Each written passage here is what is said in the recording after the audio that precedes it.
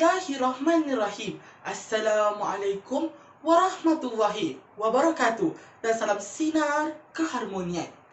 Hadirin, planet Marikh dan Zurah telah pun mengalami perubahan iklim ekstrim ratusan juta tahun lalu.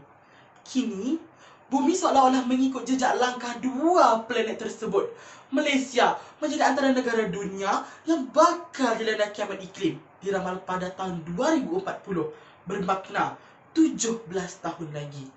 Kandungan apresiasi buat saudara pengerusi Dif-Dif berinovatif, kombinasi juri berintegriti. Hadirin warga Dewan yang budiman, ayuh renungilah maudud pidato saya, Malaysia ke arah kiamat iklim.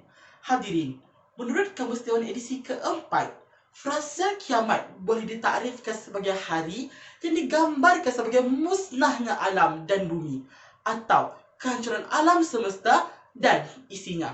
Frasa iklim pula ditakrifkan sebagai purata cuaca dalam jangka masa yang panjang.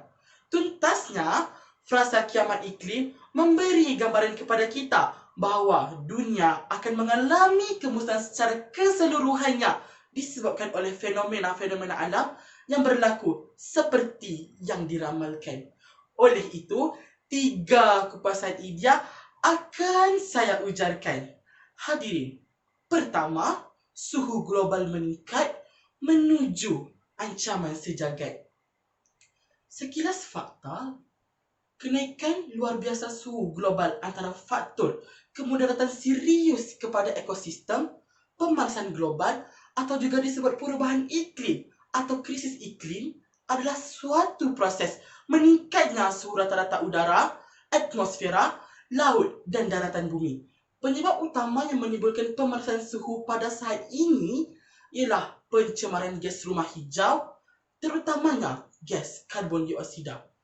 Ikon Ais Kutub Utara Dr. Sharifah Mazrina Syed Abdul Kadir menerangkan hasil penelitian beliau semasa beberapa kali ke Kutub Utara dan Antartika mendapati ais semakin mencair, gunung berapi kini mula aktif di Antartika dan suhu di Kutub Utara pula bukan membeku tetapi hanya suam-suam sahaja. Nah, ini jelas menunjukkan semua petunjuk itu adalah kesan daripada pemanasan global yang tidak pernah berlaku tetapi semakin mendekatkan negara dunia tanpa berkecuali Malaysia kepada iklim paling ekstrim yang dipanggil kiamat iklim.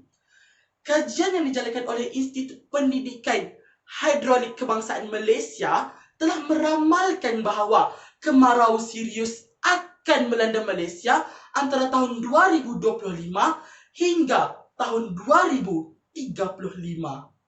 Warga Dewan.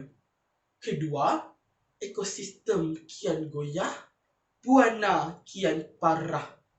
Ketidakseimbangan ekosistem akibat pemanasan global mencetuskan cuaca ekstrim di seluruh dunia termasuk Malaysia. Ekosistem adalah hubungan timbal balik makhluk hidup dengan lingkungannya. Manusia mempunyai tanggungjawab untuk menjaga keseimbangan ekosistem. Tetapi banyak kegiatan manusia yang merosakkan keseimbangan alam. Akibatnya, jaring-jaring makanan berubah, bahkan menyebabkan flora dan fauna punah kerana berkait rapat dengan populasi makhluk hidup. Tamsilnya, aktiviti pembalakan menyebabkan banyak tumbuhan dan pokok dimusnahkan, memberi kesan kepada berkurangnya oksigen dan karbon dioksida mula meningkat. Tanah pula terhakis dan kehilangan kesuburan tanah. Spesies flora dan fauna juga terjejas serta menyumbang kepada rumah hijau.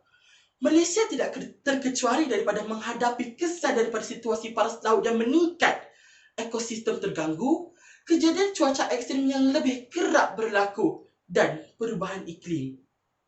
Menurut Ketua Jabatan Meteorologi Malaysia, Muhammad Helmi Abdullah berkata, pemanasan global menyebabkan ketidakseimbangan ekosistem di bumi berikutan daripada proses peningkatan suhu di atmosfera, lautan dan daratan.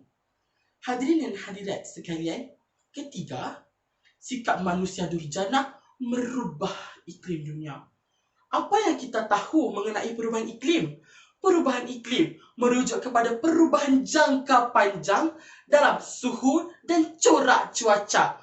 Peralihan ini mungkin berlaku secara semula jadi seperti variasi dalam kitaran suria. Tetapi sejak abad ke-19 lagi, aktiviti manusia telah menjadi pemacu utama kepada perubahan iklim, terutamanya disebabkan pembakaran bahan api fosil seperti arang batu, minyak dan gas. Tatkala manusia menggunakan sumber alam untuk kesenangan hidup, lapisan ozon semakin menipis dan penipisan lapisan ozon memuncak pada awal tahun 1980-an.